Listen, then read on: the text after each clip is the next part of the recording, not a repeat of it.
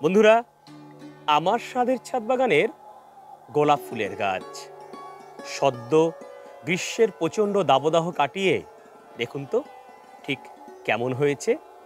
একটা মাত্র টবে এই গোলাপ গাছটি আছে আর কত ফুল ফুটে আছে দেখুন। দেখলে মনে ভাববেন এই যেন শীতের মরশুমের গাছ। হ্যাঁ বন্ধুরা, স্বাদের ছাদ বাগান ইউটিউব চ্যানেল গোলাপ গাছের উপর প্রচুর ভিডিও আপনাদেরকে উপহার দিয়েছে। আর আপনারা বারবার আমাকে কমেন্ট বক্সে জানতে চেয়েছেন ঠিক কোন কোন পরিচর্যা করলে গোলাপ গাছ বর্ষাকালে ভালো থাকবে, রোগ পোকা মুক্ত থাকবে, ঝাঁকড়া হয়ে উঠবে, তার ভিডিও আপনাদেরকে উপহার দিতে। আপনাদের এই জানতে চাওয়া কমেন্টসের মান্যতা দিয়ে আমার আজকের নিবেদন বর্ষাকালের আগে এবং বর্ষাকালের মধ্যে গোলাপ গাছের গুরুত্বপূর্ণ পরিচর্যার কিছু শর্টকাট টিপস।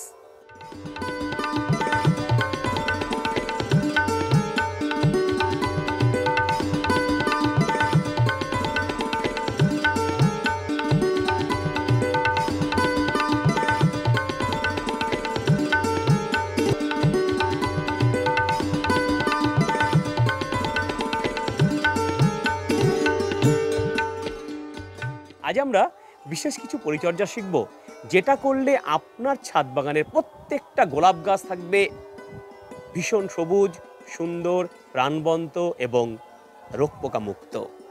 আজকের ভিডিওটাকে আমি পাঁচটা শর্টকাট টিপসে ভাগ করে নিয়েছি। দেখাবো পরপর টিপসগুলো।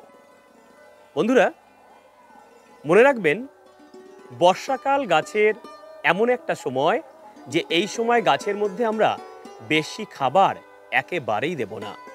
আর তার জন্য ঠিক বর্ষা আসার আগে আগে আমরা একবারই একটা মিশ্র জৈব সার গাছের গোড়ায় প্রয়োগ করব। আমি বেশ কিছুদিন আগে আপনাদেরকে একটা মিশ্র অমৃত সার তৈরি করার ভিডিও উপহার দিয়েছিলাম। সেই ভিডিওটার লিঙ্ক আমি ডেসক্রিপশন বক্সে দিয়ে দিলাম এবং উপরের আই বাটনেও এই ভিডিওটার লিঙ্ক দিয়ে দিলাম। আমার এই ডেসক্রিপশন বক্সের লিঙ্ক থেকে আপনারা ভিডিওটা অবশ্যই দেখে নেবেন। তবুও আপনাদের সুবিধার্থে আমি আরও একবার মিশ্র সার তৈরি করবার রেসিপিটা বলে দিচ্ছি। এই যে সর্ষের খোলের গুঁড়ো রয়েছে, এই 1 মুঠো সর্ষের খোলের গুঁড়ো আমি এটাই দেব। তার সাথে আমাদেরকে দিতে হবে 1 মুঠো ভার্মি কম্পোস্ট। এটা ভার্মি কম্পোস্ট রয়েছে, এটা আমরা 1 মুঠো এর সাথে দিয়ে ভালো করে মিশিয়ে দেব। এরপর এর সাথে নিম খোল দেব। এই যে নিম খোল 1 চামচ দেখুন আমি দিয়ে দিলাম। এর মধ্যে নিম খোল দিলে আমার গাছের মধ্যে নাইট্রোজেনের যেমন যোগান দেবে, তেমনি গাছের মাটির মধ্যে যে কোনো রকম ব্যাকটেরিয়া ফাঙ্গাসের নিধন করবে এবং গাছের কিন্তু কোনো রকম কোনো মাটির মধ্যে কোনো কুচো কৃমি বা পিঁপড়ে বাসা করতে দেবে না। এর সঙ্গে আমরা দেব 1 চামচ এই রকম হাড়ের গুঁড়ো দিয়ে দিলাম। আমরা দেব 1 চামচ এই স্টেরামিল, এটা রক্তসার হিসাবেও আপনারা কিনতে পাবেন, 1 চামচ দিয়ে দেবো এরকম। তার সঙ্গে আমরা দেব, দেখুন এটা হচ্ছে খুরকুচি এবং শিংকুচি, এটা আমরা 1 চামচ এর সঙ্গে দিয়ে দেব। এর মধ্যে রয়েছে প্রচুর পরিমাণ ফসফেট, যেটা গাছের ফসফরাসের যোগান দেবে। আর এগুলোর সাথে আমি দেব, দেখুন শিং চাচা, যেটাকে বলি আমরা হর্ন ডাস্ট। এই শিং চাচা আমরা ঠিক এই রকম যতটা উঠবে হাতের মধ্যে এটা দিয়ে দেব। দিয়ে আমরা এটাকে ভালো করে এইভাবে মিশিয়ে ফেলবো বন্ধুরা। মিশিয়ে ফেলার পর এবার আমরা এর মধ্যে পটাশিয়ামের উৎস হিসাবে দিয়ে দেব এই রকম কলার খোসা, 4টে কলার খোসা এরকম শুকিয়ে সেটাকে ক্রাশ করে অর্থাৎ ভেঙে দিয়ে এরকম করে একদম গুঁড়ো গুঁড়ো করে ফেলবো আমরা। মিক্সিতেও গুঁড়ো করতে পারেন আপনি। এই দেখুন এরকম 1 মুঠো কলার খোসার কুচি কুচি করে কাটা আমি এর মধ্যে দিয়ে দিলাম ভালো করে মিশিয়ে। বন্ধুরা, এই যে সারটি আমি তৈরি করে ফেললাম, এটাই হচ্ছে আমার মিশ্র সার এবং এই সার কিন্তু একদম গাছের জন্য ভীষণভাবে অমৃত একটি সার। এই কম্পোস্ট সার তৈরি হয়ে গেলে আমরা গোলাপ গাছের মাটি এইভাবে খুশে নিয়ে তারপর সেই কম্পোস্ট সার থেকে আমরা এক মুঠো কম্পোস্ট সার এরকম ভালো করে, এক মুঠো কম্পোস্ট সার এরকমভাবে নিয়ে আমরা এই মাটির সঙ্গে আস্তে করে ভালো করে চারদিকে এরকম ছড়িয়ে দেব। দেখুন,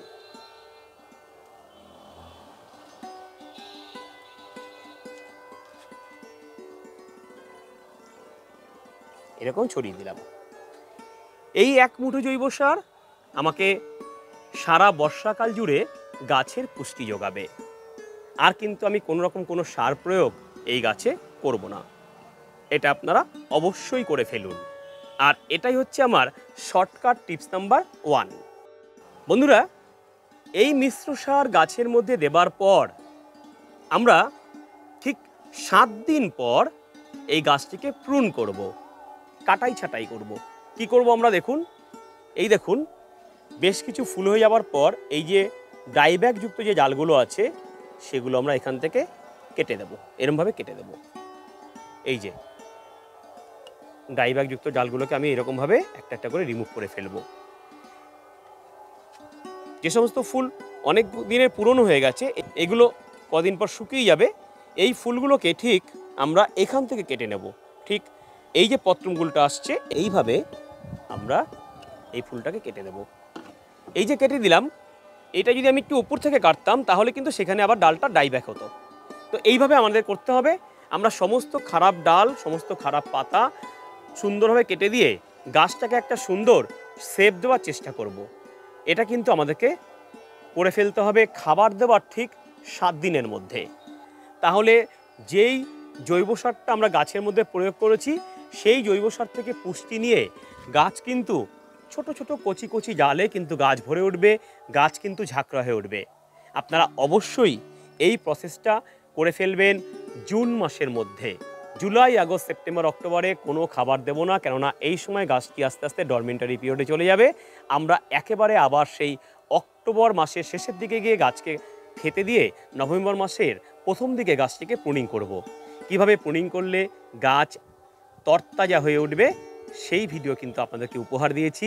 সেটা আপনারা অবশ্যই উপরের আই বাটন অথবা ডেসক্রিপশন বক্স থেকে দেখে নেবেন। তো এই হচ্ছে গাছের প্রুনিং করা, এবং এই প্রুনিং করার স্টেপটাই হচ্ছে আমার শর্টকাট টিপস নাম্বার 2। আপনারা অবশ্যই এটা জুন মাসের মধ্যে করে ফেলুন। চলে আসবো শর্টকাট টিপস নাম্বার 3-তে। ঠিক জুলাই মাসে গিয়ে আমরা যখন ভরপুর বর্ষার সম্মুখীন হব তখন আমাদের এই স্টেপটি কিন্তু অবশ্যই করতে হবে। জুলাই মাসের একেবারে ফার্স্ট উইকে আমরা গাছের গোড়া ভালো করে খুশে দেবো। এইভাবে খুশে দিয়ে যদি গাছের মধ্যে যদি কোনো আগাছা থাকে সেই আগাছাগুলোকে আমরা কিন্তু আস্তে আস্তে তুলে ফেলব। মালচিং যদি কেউ করে থাকেন গরমকালের জন্য গাছের মধ্যে মালচিং, সেই মালচিংটাও কিন্তু আপনার তুলে ফেলতে হবে। সমস্ত আগাছা, সমস্ত মালচিং সব কিছু তুলে ফেলবো আমরা ঠিক জুলাই মাসের ফার্স্ট উইকে। তুলে ফেলে আমরা যেটা করব সেটা হলো ট্রাইকোডার্মা ভিরিডি, এই যে জৈব ফাঙ্গিসাইড, এই জৈব ফাঙ্গিসাইড আমরা এই আইসক্রিম চামচের 1 চামচ ট্রাইকোডার্মা ভিরিডি আমরা হালকা করে গাছের মধ্যে এরকম ছড়িয়ে দেব। এটা করলেই গাছের শেকড়ের মধ্যে কোনো ছত্রাকের জন্ম নেবে না। গাছের শেকড় থাকবে রোগমুক্ত, গাছের শেকড় একটুও পচনশীল হবে না, তাই গাছও থাকবে সুন্দর, সতেজ এবং প্রাণচঞ্চল। আপনারা অবশ্যই কিন্তু এই প্রসেসটা ফলো করবেন বন্ধুরা। আর এটাই হচ্ছে আমার শর্টকাট টিপস নাম্বার 3। চলে আসবো শর্টকাট টিপস নাম্বার 4-এ। 4 নাম্বার টিপসে আমরা গাছকে আরও সুন্দর, আরও প্রাণবন্ত রাখার জন্য একটা বিশেষ কৌশল অবলম্বন করব। প্রত্যেক 7 দিন পর পর আমরা 2টো জিনিস গাছে স্প্রে করব। হ্যাঁ বন্ধুরা, মাইক্রোনিউট্রিয়েন্ট, যে কোনো ধরনের মাইক্রোনিউট্রিয়েন্ট আপনি গোলাপ গাছে অ্যাপ্লাই করতে পারেন। যারা জৈবভাবে বাগান করছেন তাদেরকে আমি বলবো বায়োভিটা এক্স নামে একটা মাইক্রোনিউট্রিয়েন্ট বাড়িতে রাখতে। এই বায়োভিটা এক্স 1 ml 1 লিটার জলে গুলে গাছের মধ্যে স্প্রে করবেন সপ্তাহে 1 দিন। এটা করতে পারলে সমস্ত গাছে কিন্তু মাইক্রোনিউট্রিয়েন্ট যোগাবে গাছ। সমস্ত গাছের পাতায়, কাণ্ডে, সব জায়গায় কিন্তু মাইক্রোনিউট্রিয়েন্ট প্রবেশ করবে আর গাছ কিন্তু থাকবে ভীষণ সুন্দর। মাইক্রোনিউট্রিয়েন্ট দেওয়ার 1 সপ্তাহ পর আমরা টাটা মাস্টার, যার মধ্যে মেটালাক্সিল এবং ম্যানকোজেব আছে, এই একটা ফাঙ্গিসাইড আপনারা 2.5 গ্রাম 1 লিটার জলে গুলে গাছের মধ্যে স্প্রে করে দেবেন যেদিন বৃষ্টি হবে না ঠিক সেই দিন। আর এটা দিলেই গাছের পাতা পুড়বে না, গাছের ডালের মধ্যে কোনো ডাইব্যাক আসবে না, গাছ কিন্তু ভীষণ ভালো থাকবে। যারা টাটা মাস্টার পাবেন না তারা রেডোমিল গোল্ড অথবা মেটালাক্সিল এবং ম্যানকোজিয়েব গ্রুপের যে কোনো ফাঙ্গিসাইড ইউজ করতে পারেন। এটা কিন্তু আপনারা অবশ্যই করবেন যে কোনো ধরনের গোলাপ গাছকে সুস্থ রাখার জন্য। আর 7 দিন পর আবার আমরা মাইক্রোনিউট্রিয়েন্ট অ্যাপ্লাই করব, আর তারপরে 7 দিন পর আবার আমরা ফাঙ্গিসাইড অ্যাপ্লাই করব। অর্থাৎ 1 মাসের মধ্যে 2 বার মাইক্রোনিউট্রিয়েন্ট এবং 2 বার ফাঙ্গিসাইড ইউজ করলেই আপনার সিন্ডারে থাকা গাছ অথবা মাটিতে থাকা গাছ অথবা যে কোনো মিডিয়ায় থাকা গাছ অথবা আপনার উঠোনে থাকা গাছ, সমস্ত গোলাপ গাছগুলো কিন্তু আপনার সুন্দর হয়ে উঠবে এই বর্ষাকালের সময়, এবং যে কোনো রকম ফাঙ্গাস ব্যাকটেরিয়া থেকে দূরে থাকবে এই গাছ। আপনারা অবশ্যই এটা ফলো করবেন বন্ধুরা। চলে আসবো শর্টকাট টিপস নাম্বার 5-এ। মনে রাখবেন, বর্ষাকাল হচ্ছে গোলাপের সবচেয়ে শত্রুকাল। এই সময় গাছের মধ্যে নানা রোগ পোকার আবির্ভাব হয়, তাই এই সময় গাছটিকে সুস্থ রাখাই আমাদের একমাত্র চ্যালেঞ্জ। এই সময় গোলাপ গাছকে সুস্থ রাখবার জন্য আমরা 2খানা পেস্টিসাইড গাছের মধ্যে ইউজ করব। নাম্বার 1, কাকা। কাকা পেস্টিসাইড হচ্ছে একটা জৈব পেস্টিসাইড যেটা গাছের সমস্ত রকম মাকড়কে কিন্তু মেরে ফেলবে। এর মধ্যে হিউমিক অ্যাসিড থাকার জন্য এটা গাছের ইমিউনিটি পাওয়ার বাড়াতে সাহায্য করবে, গাছকে সবুজ করে তুলবে এবং গাছকে কিন্তু মাকড় মুক্ত রাখবে। তাই কাকা পেস্টিসাইড আমরা প্রত্যেক 7 দিনে একবার করে ইউজ করব। কাকা পেস্টিসাইড ইউজ করার ঠিক 7 দিন পর আমরা কনফিডার ইউজ করব। কনফিডার হচ্ছে ইমিডাক্লোরপিড গ্রুপের একটা পেস্টিসাইড। ইমিডাক্লোরপিড গ্রুপের যে কোনো পেস্টিসাইড আপনি ইউজ করতে পারেন, কনফিডার না পেলে ইমিডাফ্লু হোক বা অ্যাডমায়ার হোক, যে কোনো পেস্টিসাইড আপনারা ইউজ করবেন কাকা পেস্টিসাইড দেবার ঠিক 7 দিন পর। এইভাবে মাসের মধ্যে 2 বার করে কাকা পেস্টিসাইড এবং 2 বার করে কনফিডার আমরা গাছে অ্যাপ্লাই করব 1 ml 1 লিটার জলে গুলে।